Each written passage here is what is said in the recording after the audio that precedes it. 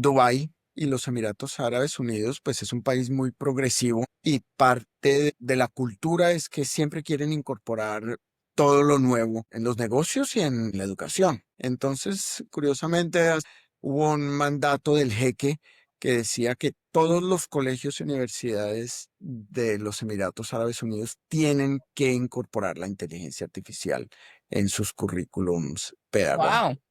Entonces, básicamente no hay opción.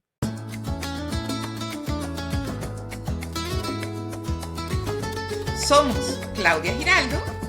Y María Isabel Mejía Jaramillo, Bienvenidos a Buena Vida, con buena IA. el podcast donde hablaremos sobre cómo podemos aprovechar la inteligencia artificial para tener más tiempo. Y disfrutar más de la vida.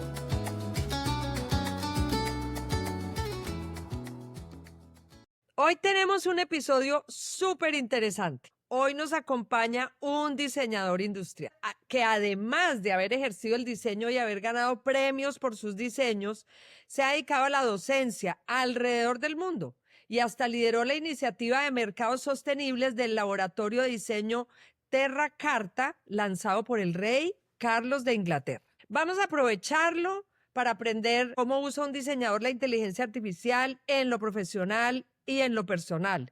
Y cómo alguien que es de América Latina, pero que además ha vivido en Europa y Asia, ve la injerencia de la inteligencia artificial en lo que viene. Hoy nos acompaña una persona que yo quiero y admiro mucho. Él se llama Carlos Alberto Montaña Hoyos, es colombiano, estudió diseño industrial en la Universidad Javeriana en Bogotá y tiene una maestría y un doctorado en teoría del diseño y sostenibilidad de la Universidad de Kobe en Japón.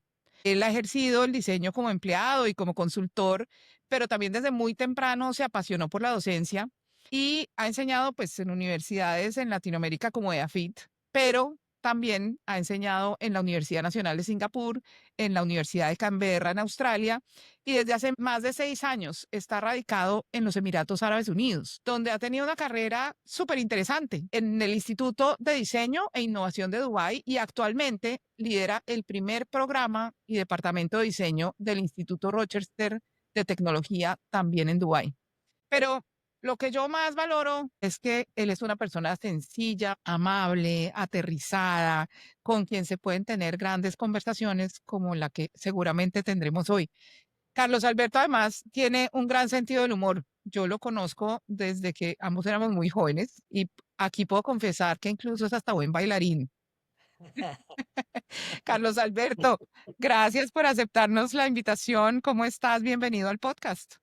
Gracias, Claudia. Gracias, María Isabel. No, muy generosa las presentaciones de las dos. Muchas gracias. Es un placer para mí conversar con ustedes y discutir un poco estos temas que son tan importantes hoy en día. No solo que están tan de moda, pero que están realmente cambiando tanto nuestra vida en todo sentido y pues que hay tanta gente pensando en ellos. Así es. Bueno, Carlos Alberto, después de estudiar en Colombia, tú empezaste lo que sería el sueño de cualquier diseñador, que es irse para Italia. ¿Cómo fue esa experiencia para ti? ¿Qué fuiste a hacer a Italia? ¿Y cómo de ahí arrancó toda esta carrera tan espectacular por tantos países del mundo? El hecho de viajar fue para mí como un sueño grande desde que era niño. Desde el colegio estaba muy interesado en las artes, en el diseño, la arquitectura. Afortunadamente, cuando estaba en la universidad, se presentó esta oportunidad de hacer una pasantía para trabajar en Italia como diseñador industrial y pues fue una experiencia increíble.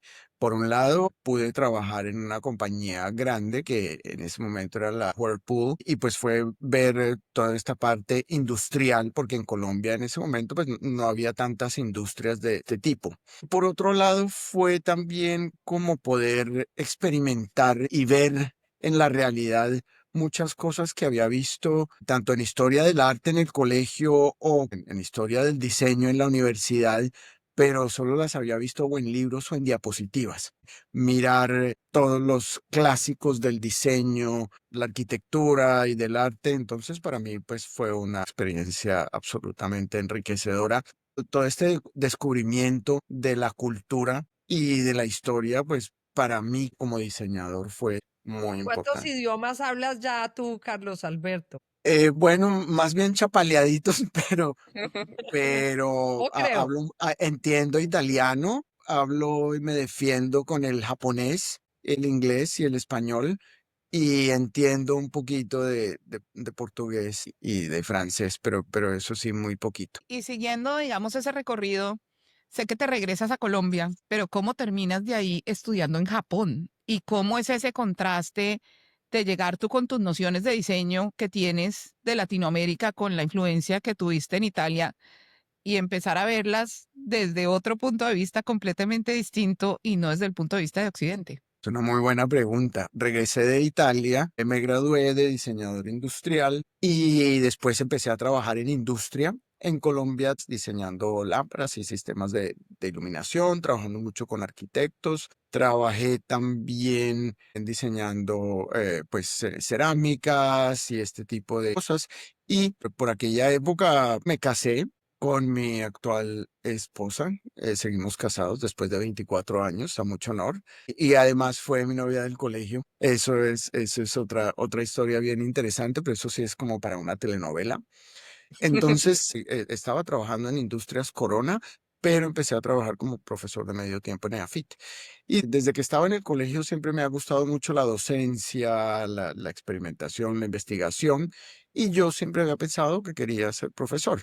Y en este momento, cuando empecé a enseñar, me di cuenta que estaba disfrutando más la parte académica y de estudiar y de ser profesor que incluso la parte de industria.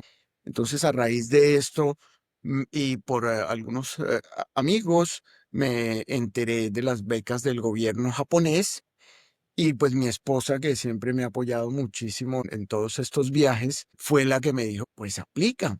Apliqué, la verdad no tenía muchas esperanzas, pensé que era más como un ensayo, como para entender cómo se aplica a becas académicas y cómo funcionan los posgrados en el exterior, y pues me ofrecieron la beca. Entonces fue como, uy, ¿qué hacemos? ¿Nos vamos o nos quedamos? Porque yo creo que tradicionalmente uno como colombiano piensa en hacer posgrados, ya sea en Estados Unidos o en Europa, pero pues en países asiáticos y más donde no hablas el idioma, pues no se piensa mucho. Y pues fue una experiencia maravillosa. Por un lado, el hecho de no saber el idioma es muy interesante, porque hasta cierto punto te convierte a ti otra vez como en un niño. Al no saber el idioma en Japón, eso nos forzó pues como a estar observando todo alrededor de nosotros, la cultura, la comida, las gráficas, la arquitectura, la artesanía, la robótica, todo. Y como proceso creativo, reflexivo, fue también muy importante porque fue hasta cierto punto reevaluar muchas cosas y al principio tratar casi que de imitar todo lo que era el diseño japonés y como de adaptarse a la cultura, pero después fue un proceso de reflexión y de decir, bueno, yo no soy japonés, yo soy colombiano, ¿qué es lo que me hace colombiano? ¿Qué es lo que me hace latinoamericano? Y tratar de explotar esas raíces de una manera creativa como diseñador. Tengo un respeto grandísimo por los japoneses y por la cultura japonesa que me encanta.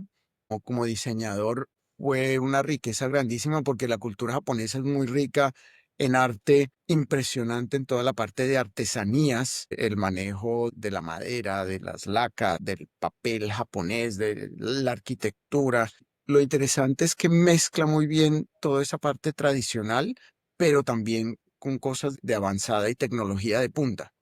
Entonces, cuando fuimos a Japón, fue un choque cultural grandísimo porque pues en ese momento en Colombia no había teléfonos inteligentes y pues en Japón ya había los teléfonos con televisión y todo esto, entonces era todo súper novedoso, los baños te hablaban, en todos sitios había ya robots. Nosotros llegábamos con nuestros tradicionales diccionarios, libros impresos y allá había diccionarios electrónicos. Y pues fue también ese aprendizaje de lo que es la tecnología, ¿no? Hasta cierto punto balanceada con esa tradición, porque Japón ha conservado una cultura muy específica. Como diseñador y personalmente fue una experiencia muy enriquecedora. Uy, espectacular. Oye, te quería preguntar una cosa que mencionaste ahorita y es como, ¿qué es lo que me hace a mí colombiano? Que en ese momento, ¿qué fue lo que pensaste que te hacía ser colombiano? Son muchísimas cosas, ¿no? La cultura es el idioma, es la idiosincrasia, son los colores, son los sabores, es la música. Pues fue a tratar de redescubrir todo eso. En Japón, como estudiantes extranjeros, con algunos amigos latinoamericanos, tuvimos un grupo de música y pues claro, en Japón éramos los distintos, pero era también como una sensación. Y la gente nos invitaba a los festivales culturales, pues a tocar música latinoamericana y al final, después de 2, 3 años, incluso nos invitaban a tocar en eventos y nos pagaban como músicos. Fue una época muy divertida. Igual con la parte del diseño. El diseño japonés también se caracteriza mucho por ser hasta cierto punto muy minimalista, pero el diseño latinoamericano está muy ligado con toda la parte de artesanías, de materiales naturales, el color. Entonces ese tipo de cosas se van comparando y se van desarrollando también. Qué interesante. ¿Y en qué momento dices, bueno, lo mío es la docencia? ¿Y cómo empezaste ese camino por la docencia? A mí me encantaba la docencia desde que estaba en el colegio. En bachillerato le dictaba clases a niños más pequeños que necesitaban refuerzos. Entonces ayudaba en inglés, en español, en biología. Mi papá se murió cuando tenía 23 años y pues en ese momento el trabajo que me conseguí fue enseñando inglés en una academia y yo desde que estaba en la universidad sabía pues que me encantaba la docencia y la parte de investigación, la parte académica. Cuando me gradué de la universidad fui a tratar de conseguir un empleo en academia, pero en ese momento me dijeron, claro, si usted quiere venga, pero como lo vamos a entrenar, pues es como una pasantía no paga. Y pues yo en ese momento no podía darme el lujo. Tenía el préstamo de la universidad, mi papá se había muerto y eso me llevó a trabajar en industria. Y pues además la experiencia en industria me encantó y me parece que es muy importante para cualquier profesional. Bueno, ahora que ya eres docente desde hace mucho tiempo, ¿cómo ha cambiado la docencia con lo de la inteligencia artificial? ¿Cómo es enseñarle a la gente en una era donde ya hay inteligencia artificial? Bueno, la docencia de hecho ha cambiado muchísimo desde el punto de vista académico universitario. Cuando yo fui estudiante en la universidad, la docencia era un poco cruel y era como ese manejo de poderes. La tradición académica del diseño y la arquitectura era que los profesores, después de que tú te habías demorado muchos días haciendo una maqueta o una plancha, el profesor llegaba y te rompía la maqueta y te decía, esto es una porquería. Y esa era como la Horror. tradición, sí, era brutal. Hoy en día esto ha cambiado mucho y obviamente que se maneja mucho la parte del respeto y pues se ha utilizado mucho las nuevas tecnologías para la docencia. Incluso la mayoría de las universidades, pues desde hace muchos años se incorporaron el Internet a raíz de COVID, las clases híbridas o las clases en línea. Desde hace mucho tiempo en Estados Unidos se viene con los MOOC es que hasta cierto punto democratizan la educación y obviamente la academia siempre ha tratado de incorporar estas nuevas tecnologías y desde la academia, desde la investigación muchas veces también se desarrollan estas nuevas tecnologías. Ahora, con la inteligencia artificial, hoy en día yo creo que todas las universidades del mundo están tratando de entender cuál es la mejor manera de utilizarla. Y la inteligencia artificial está cambiando tantísimo nuestro mundo que se ve la necesidad como de crear nuevas leyes y nuevos códigos éticos de uso de Mm. esa inteligencia artificial.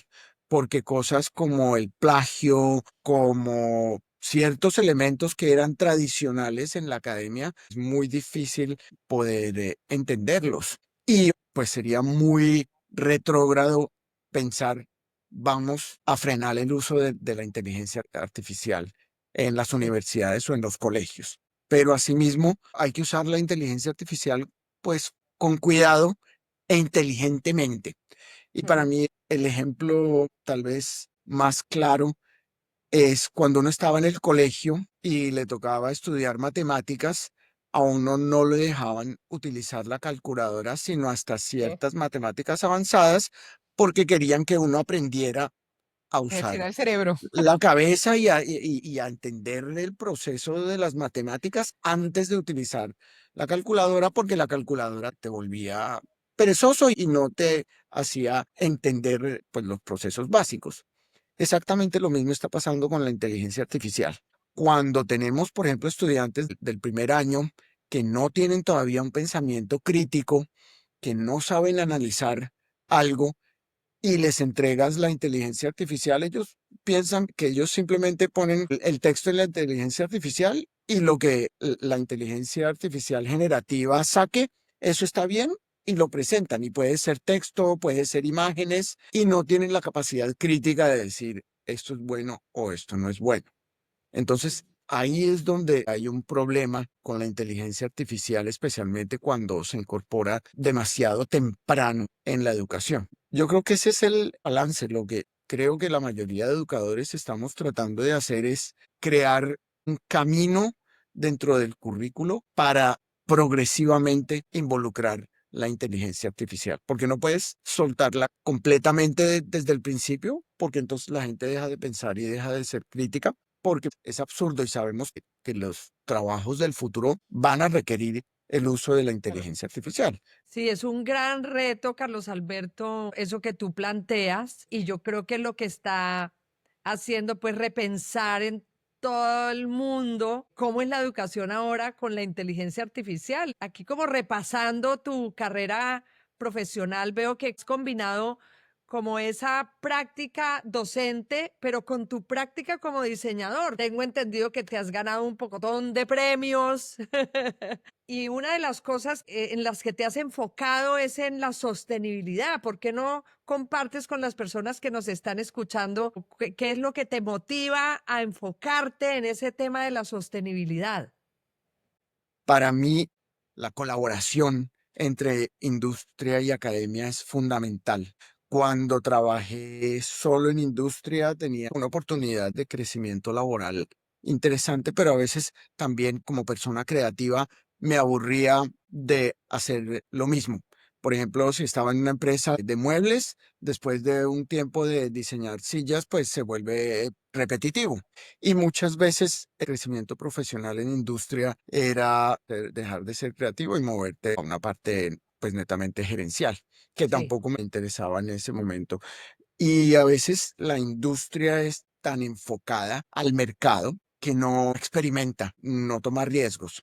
Por el otro lado, en la academia tenemos la gran ventaja de que se da mucho esta parte de la experimentación, de ensayar cosas nuevas, de desarrollar nuevas teorías, nuevos materiales, nuevos procesos, y eso es muy enriquecedor, pero también a veces la academia se queda mucho en esta parte teórica, pero no es aplicada. Entonces, la ventaja de combinar la academia con la industria, especialmente en las áreas del diseño, es que tú puedes como utilizar lo mejor de los dos mundos y pues que cree un impacto importante en la sociedad. Ahora, la parte de sostenibilidad, yo creo que nos hemos dado cuenta de todos los problemas que han venido de la revolución industrial, la cantidad de basura que hemos creado, la contaminación, la mala utilización de los recursos. Entonces, cuando me fui a estudiar a Japón y estaba mirando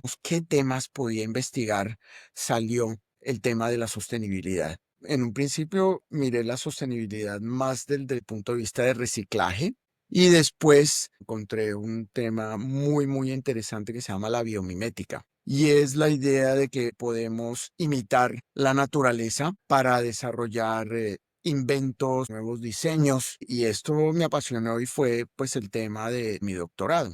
Nos enseña el respeto a la naturaleza y aprender que en la naturaleza hay muchas cosas que funcionan muy bien y si nosotros imitamos eso, ya sea imitando forma, función o procesos y los ciclos de la Sí. naturaleza, podemos desarrollar diseños, inventos que son mucho más sostenibles. Wow, Entonces, eso ha sido espectacular. un poco mi investigación. ¿Y ese enfoque es el que estás usando ahora como para hacer diseños en el tema médico o no? ¿Sí? También, sí, Yo le iba a hacer una pregunta similar, que nos dé un poquito de ejemplos, porque suena súper interesante. Yo había oído, por supuesto, el tema de la sostenibilidad, pero ya de imitar la naturaleza en el diseño me parece fascinante.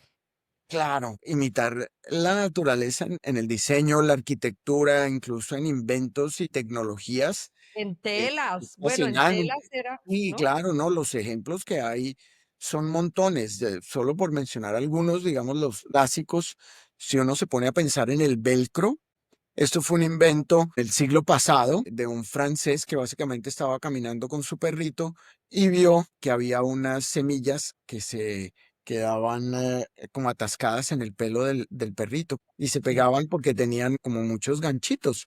Y esta persona pues la estudió y dijo, pues yo puedo replicar eso con materiales sintéticos y así fue como se creó el Wow. velcro. Y hay un Wow. montón de elementos de diseño, arquitectura, inventos que se han desarrollado a partir del estudio de la naturaleza. Y claro, también hay muchísimas aplicaciones médicas hoy en día. Ahora, con respecto a la naturaleza, hay muchas formas de utilizarla. Por un lado está la biomimética, que es la idea de imitar la naturaleza, pero por el otro lado, hoy en día también tenemos la parte de biodiseño, que es utilizar elementos biológicos para diseñar. Entonces, si lo pensamos, por ejemplo, hoy en día es posible hacer impresión 3D, pero de tejidos vivos. Sí. Y todas estas nuevas tecnologías que son fascinantes, incluso utilizar la genética para cultivar nuevos materiales, todas estas nuevas tecnologías están abriendo un campo de innovación grandísimo. ¿La robótica También entra dentro de la biomimética o no? ¿O es sí, aparte? curiosamente, el desarrollo de la robótica tiene muchos elementos biomiméticos. Por ejemplo, bueno, los robots usualmente son humanoides y usualmente imitan a las personas, pero Sí. muchos de los robots que tú ves en las películas o que ya estamos viendo, por ejemplo, en algunos países usados para la policía, los robots estos que parecen un perrito, que nadan como un pez, o drones, robots que vuelan, por ejemplo, como ciertos animales, muchos de estos robots son inspirados en la naturaleza.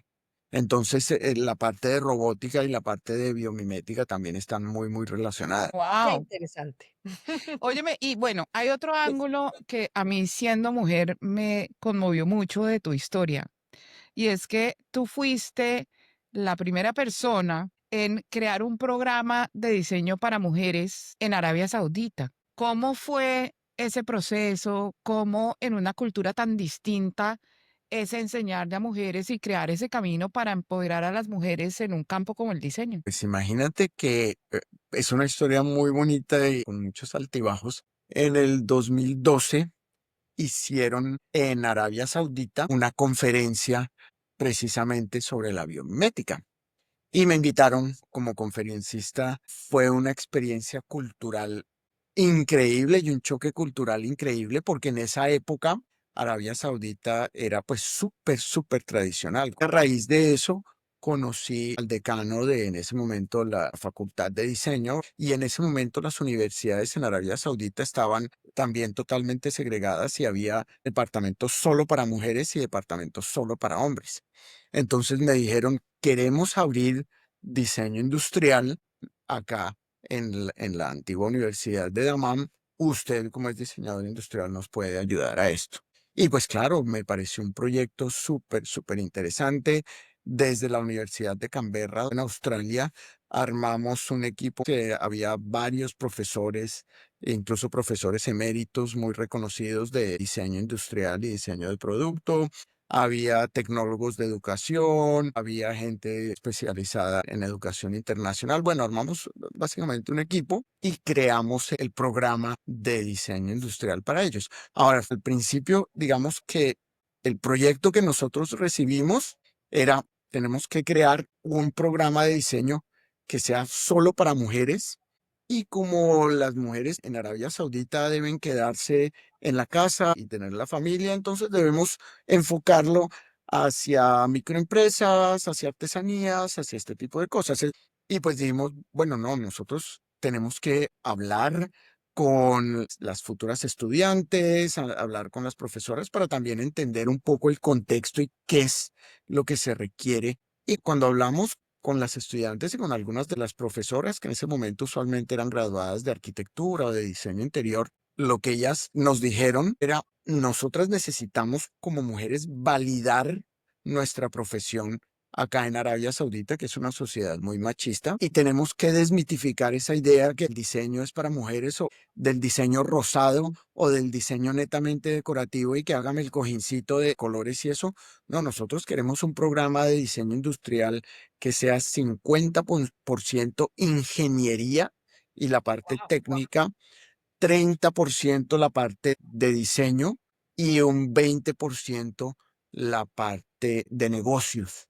Y ellos decían, no, nosotros necesitamos un programa súper sólido que nos validen en la sociedad.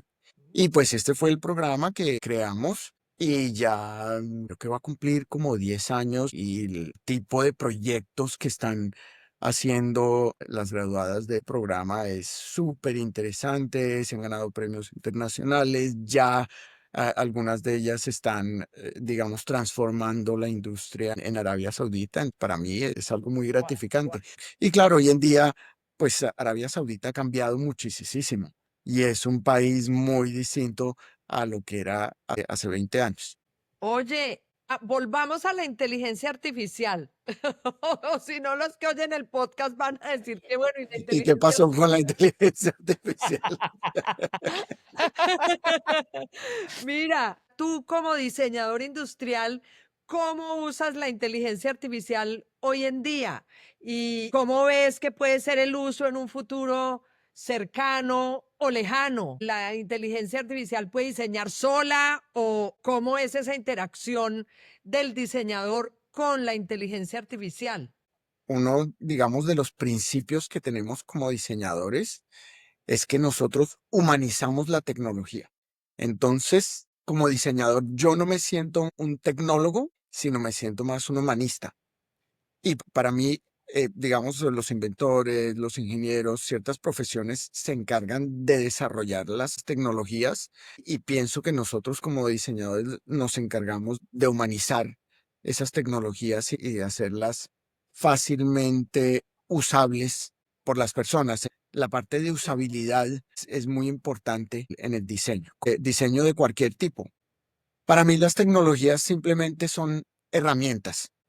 Así como el computador o el internet, la impresión 3D, la inteligencia artificial es una gran herramienta. No creo que la inteligencia artificial pueda diseñar por sí sola, porque igual tenemos que darle los parámetros.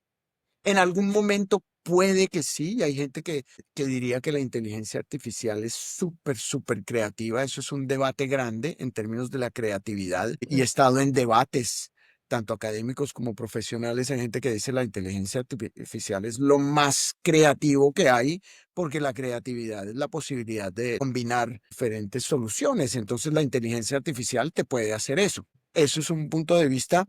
Otro punto de vista podría ser, no, realmente los creativos somos los seres humanos, la inteligencia artificial es solo una herramienta. Ahora, lo que sí es innegable es que la gente que no aprenda a utilizar la inteligencia artificial se va a quedar atrás. Es como si hoy en día cualquier persona que no usa el internet o que no usa un teléfono celular, pues de pronto no va a tener tantas herramientas como la gente que sí lo usa. Exactamente eso es lo mismo que pasa con la inteligencia artificial.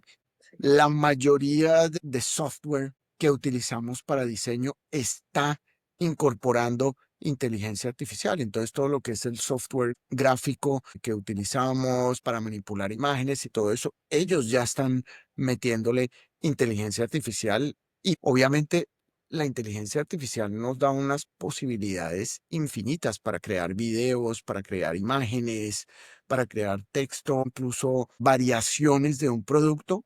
Es una herramienta increíble. Pero lo dicho, como diseñadores y como seres humanos, todavía tenemos que hacer una curaduría de esa inteligencia artificial y creo que esa es una muy buena palabra. Decimos Sí. que como diseñadores ahora nos volvemos curadores del diseño. Puede que no tengamos que diseñar absolutamente todo y utilizamos herramientas como la de inteligencia artificial para crear muchísimas variaciones de una solución de diseño, pero al final tenemos que ser nosotros como pensadores críticos los que escogemos la solución más relevante al problema que estamos tratando de resolver. En diseño la estamos utilizando muchísimo para generar imágenes, para manipular imágenes, para generar soluciones y pues es una herramienta grandísima. Ahora también está el hecho de la originalidad, porque Ujú. lo que está pasando también es que estamos viendo situaciones en la parte académica cuando le decimos a los estudiantes, usen inteligencia artificial para crear una visión a futuro de cómo vamos a vivir en el 2040 o en el 2050, por ejemplo. Sí. Entonces lo que empieza a pasar es que ya no son los estudiantes los que se están imaginando esto, sino es la inteligencia artificial. Y tú ves 10, 15 proyectos de estudiantes y todos se parecen muchísimo, Idéntico. porque básicamente Sí. están usando los mismos programas de inteligencia artificial para desarrollar estas imágenes y todo esto. Y muchos estudiantes mismos están diciendo, no, a mí me parece aburridísimo la inteligencia artificial. Uno, porque no soy yo el que soy creativo. Y dos, porque los trabajos se están pareciendo todos a los de todo el mundo. Si Pues hubiera esto, un patrón, como que salen como de un claro, patrón, pero no hay claro, original, no es original, no es claro, diferente, no es disruptivo, claro, no es claro, porque innovador. al final las instrucciones que le estamos dando a la inteligencia artificial son similares, entonces pues los resultados son muy similares. Hay otra parte que es importante en las áreas creativas que es toda la parte ética y pues toda la parte de propiedad intelectual. No sé si vieron hace algunos días ya que estuvo muy de moda que la gente estaba creando imágenes al estilo Ghibli, que es Sí, precisamente toda un, una pues, tendencia. sí, y que es uno de los clásicos del anime y los dibujos animados japoneses. Y todo el mundo quería poner su foto al estilo Ghibli y todo eso. Pero entonces, ¿qué pasa con el trabajo de este estudio de diseño que dedica horas a crear estas películas Sí, a mano cuando están reproduciendo su estilo de esta manera? En la parte, digamos, legislativa hay muchísimos casos que están explorando toda esta parte de propiedad intelectual y es algo pues que estamos realmente descubriendo porque en sí. este momento nadie tiene una respuesta para eso. Oye, y en lo personal, ¿tú usas inteligencia artificial? ¿Cómo la usas? Claro, pues sí. De muchas maneras, Dubái y los Emiratos Árabes Unidos, pues es un país muy progresivo y parte de la cultura es que siempre quieren incorporar todo lo nuevo en los negocios y en la educación. Curiosamente, hubo un mandato del jeque que decía que todos los colegios y universidades de los Emiratos Árabes Unidos tienen que incorporar la inteligencia artificial en sus currículums pedagógicos. Wow. Entonces, básicamente no hay opción. O sea, o la usas o la usas. Y pues asimismo como académico y como diseñador, si bien no soy absolutamente fanático de la tecnología, sé que es una herramienta grandísima y sé que si no la utilizo, pues me quedo atrás profesionalmente. Ahora, a raíz de esto, llevo algunos años experimentando con algunos amigos, con un grupo de investigación y creamos una compañía que precisamente está utilizando inteligencia artificial, la llamamos Sintel Research, y con lo que estamos investigando es cómo creamos nuevas interacciones y nuevas interfaces para la gente. Uno de los proyectos que estamos desarrollando es precisamente conserjes virtuales para la industria hotelera y la idea de utilizar pues estos video avatares. Y la idea para nosotros es no quitarle el trabajo a la gente, sino hacer que la inteligencia artificial haga trabajos que son de pronto menos interesantes o más repetitivos, por así decirlo, y dejar que gente se enfoque más en la industria hotelera, por ejemplo, con el trato personal para las cosas que son más importantes y no solo para proveer información que de pronto se podría proveer de otras maneras. Entonces, sí, sí, está experimentando con inteligencia artificial a nivel de industria, en las clases, en academia también estamos incorporando inteligencia artificial en el currículo porque está cambiando totalmente la forma, pues, como practicamos y cómo enseñamos. Entonces, sí, sí, la estamos utilizando mucho, pero como te decía antes, con cautela y tratando de Claro. ser muy críticos cuando sí vale la pena usarla, cuando no vale la pena usarla. Un ejemplo que a mí me gusta mucho es el de la impresión 3D, porque es algo muy concreto. Desde hace muchos años tenemos las impresoras 3D y son una herramienta maravillosa porque nos permiten imprimir en 3 dimensiones casi que cualquier forma. Esto para arquitectos, diseñadores, es una herramienta maravillosa. Ahora, cuando se lo entregamos a un estudiante que no tiene el criterio y que simplemente imprime un cilindro, por ejemplo, y le preguntas tú, y ese cilindro que se demoró 2 horas en imprimir en 3D y que utilizó un montón de material costoso y de energía y todo eso, ¿por qué no hizo el cilindro con papel o por qué no cogió un pedazo de tubo? Ah, Sí. no, pues porque podía usar la tecnología. Ese es el problema cuando la tecnología nos vuelve perezosos o cuando no utilizamos la tecnología de manera inteligente y Pertinente, eficiente. que no es Sí, y pertinente. eso pasa con todo, con la impresión Sí. 3D, con la energía nuclear y con la inteligencia artificial. Oye, Chucky, Chucky, Sí, cuéntanos por qué te dicen Chucky. ¿Y qué es lo más divertido que te ha pasado con la inteligencia artificial? Dos primero, preguntas. 2 preguntas. La primera, el apodo es el apodo del colegio. Estudié en un colegio americano en Colombia, el Colegio San Carlos, y pues teníamos una profesora gringa y en una de las clases habíamos 4 personas que nos llamábamos Carlos. Entonces, cuando ella llamaba Carlos, Carlos, todos éramos como, ¿a quién está llamando? Entonces, cogió y nos puso a los 4, Carlos en las 4 esquinas del salón. A uno de ellos le puso Charles, el otro Carlos, bueno, los otros 2 Carlos se diferenciaban mucho y a mí me puso Chucky, que es también otro apodo para Carlos en inglés, pero con Chucky. Chucky. Y esto en español colombiano se Colombianizado generó terminó a en Chucky. Chucky como las bolitas de chocolate que comíamos en el recreo. Los Pero Chucky. esa es los Chokis. Entonces, esa es la historia trivial del apodo. Ay, no.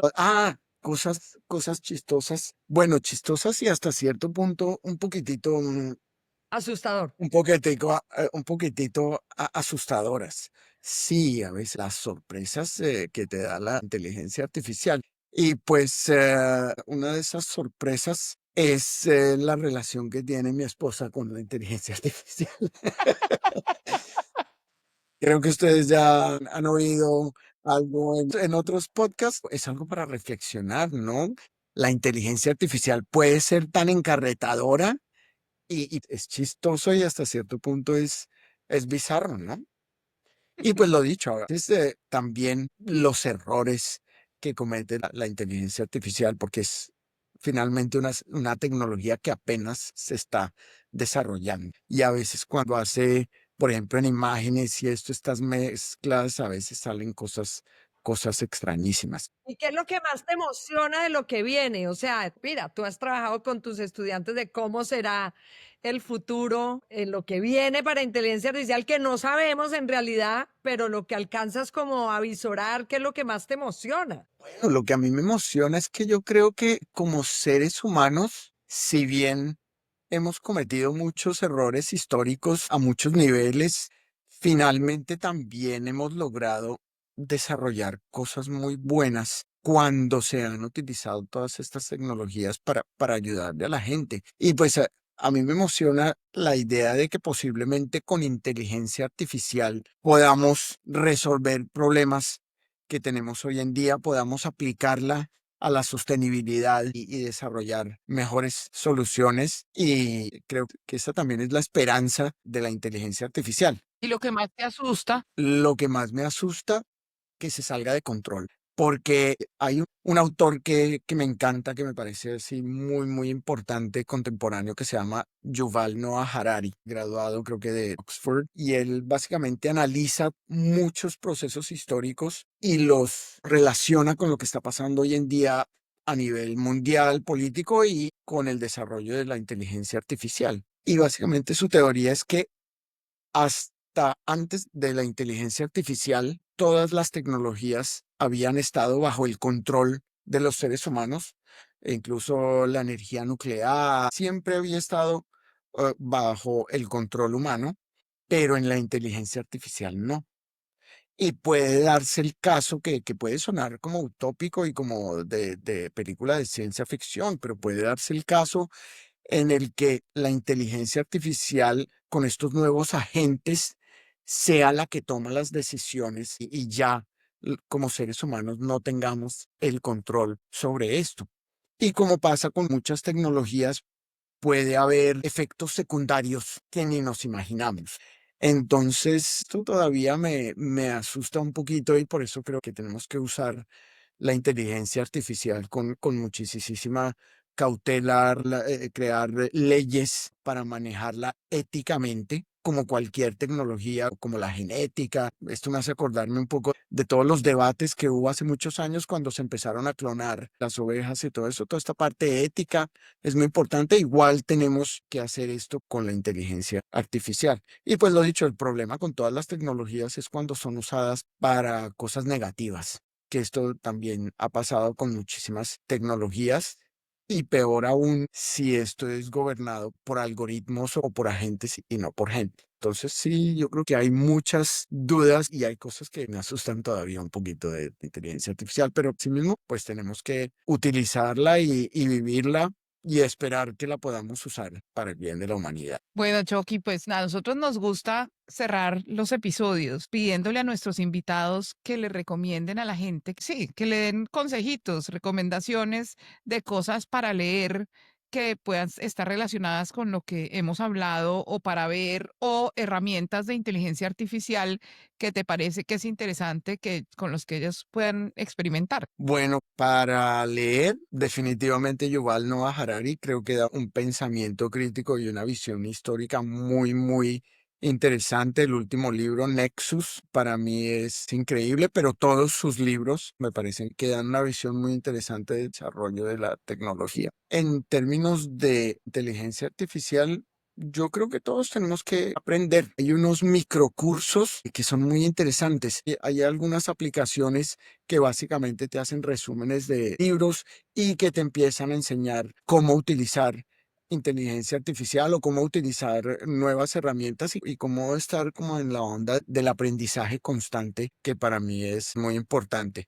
Y depende del campo en el que cada persona esté. Hay aplicaciones de inteligencia artificial que se están desarrollando para todo. Entonces creo que el mensaje es, pues no hay que tenerle miedo y hay que, como decíamos en Colombia, hay que cacharrearle.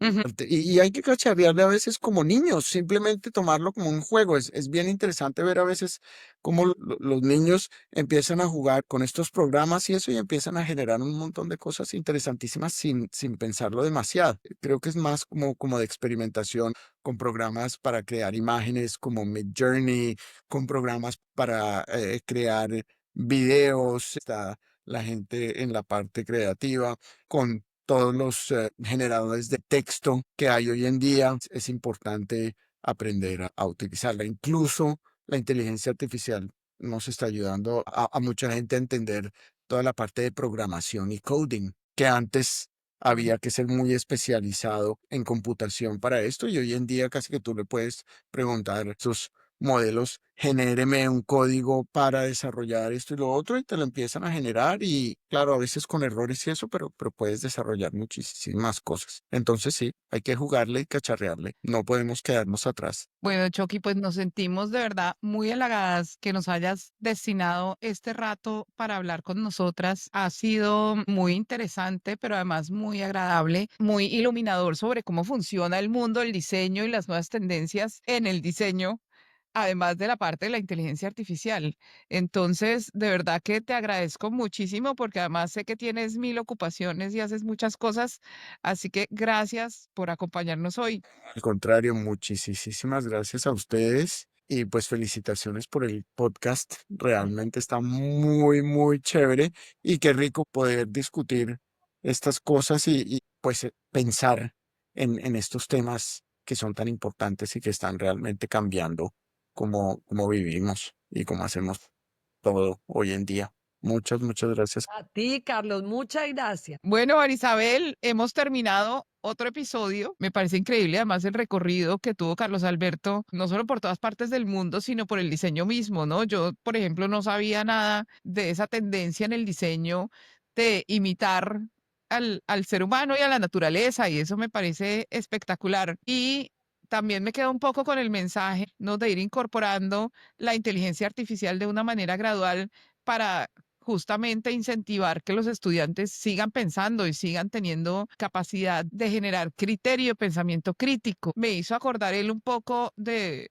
una anécdota muy divertida cuando yo trabajé en bancos. Cuando estaba empezando a trabajar, uno de mis colegas era indio y llegamos a una reunión y nos pusieron pues unas gráficas con una cantidad de cifras y divisiones pues súper elaboradas, ¿no? Con números grandísimos. Y él la miró y dijo, Facilísimo, eso da 3 puntos, no sé qué". Entonces todos se quedaron mirando y sacaron una calculadora y empezaron a mirar. Y se volteó y me dijo, increíble esta gente cómo es de perezosa, ¿no? A mí en el colegio no me dejaban usar calculadoras. Y eso va muy Wow. en línea con la experiencia que comentaba Carlos Alberto. Entonces, creo que esa puede ser una buen aprendizaje de este podcast, ¿no?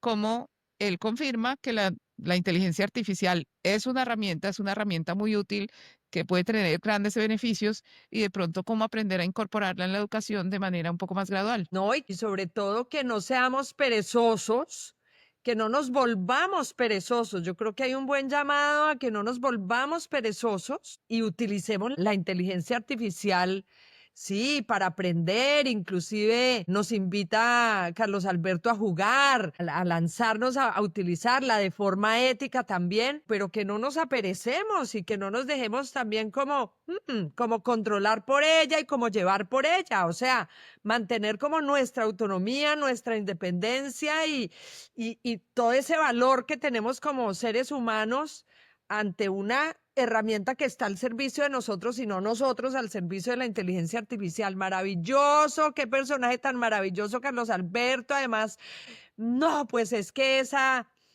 visión que tiene después de haber conocido tantas culturas y vivir en tantos países, pues le da como esta visión tan integral y tan holística y tan interesante.